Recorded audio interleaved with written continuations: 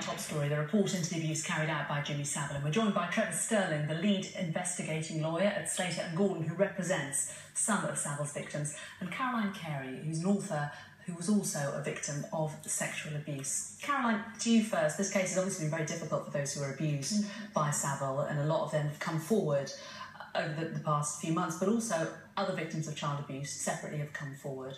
And one mustn't forget that it also brings back very many memories for other people who've been abused. How has it been for you watching this whole procedure from the sidelines? It does bring back memories, and that can be very difficult. And I think because people are being heard, people are being believed, that's a very healing part of the journey as well for them. What's clear from this is that the children just weren't listened to. How similar an experience was that to one you had? It was the same. I wasn't believed when I first spoke about my abuse to my family, and that was very, very difficult, and it's one of the worst things after abuse, is to not be believed. Trevor, it does seem from this case that it wasn't really until people were willing to be interviewed, to go on camera, that people really started listening to them. How hard has that been for the victims, that in a way that they've almost had to waive their right to anonymity to get their case heard? Well, I think what's been very important to the victims is that they have to have felt a sense of being able to speak openly and being believed. And it is true that it wasn't until this programme was here that gave them the sense of confidence to come forwards. The report today has vindicated them, and I think that they feel buoyed by what they've read, and that it has really supported the fact that it is important for victims to come forward. It is important for them to be believed, and it is important that lessons are learned and we have the protections in place so this doesn't happen again.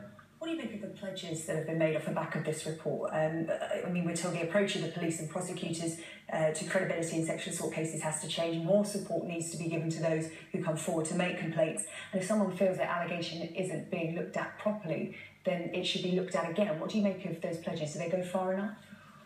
Well, I think there's clearly a need to ensure that we are living in a society which protects young children in particular from predators such as Jimmy Savile.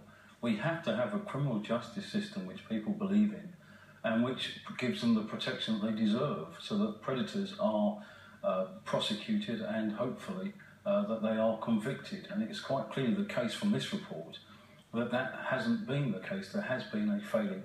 I think the reassuring thing from the report is that there have been these recommendations. The report is very frank, very candid, and that's welcomed by our clients. We need to make sure that these changes are implemented. And I would say, by the way, that we need to ensure that whilst the criminal justice system might well have failed these victims, we must ensure that the civil justice system doesn't do the same.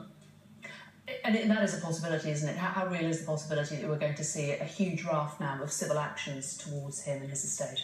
Well, there are civil claims in play. Our priority now, that the Operation U-Tree has concluded and reported, is to ensure that these investigations, these inquiries, these reviews, they're given different names, that they are carried out, that they are full, that they are thorough, and that will be the next stage of this process, and so we can move forwards and our clients can move forwards, and our investigation team will ensure that the terms of reference for those inquiries is adequate, because if it's not adequate, then it won't be able to do its job. We still have reservations about the NHS's terms of reference, and we are still dismayed that there's been no inquiry announced whatsoever in relation to Duncroft, the school, which at the time, in 1970, was a government-approved school. What reservations do you have about the NHS inquiries? Because I hope to speak to the Health Secretary, Jeremy Hunt, in just a short while. Well, if you look at the terms of reference in respect of the BBC, the inquiry being carried out by Dame Janet Smith, she has a provision in there which is to ensure that the BBC will answer questions as to whether they knew or ought to have known as to the risks attached to the likes of Jimmy Savile.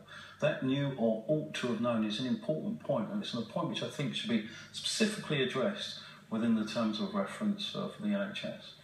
Caroline, in terms of if something good can come out of all of this,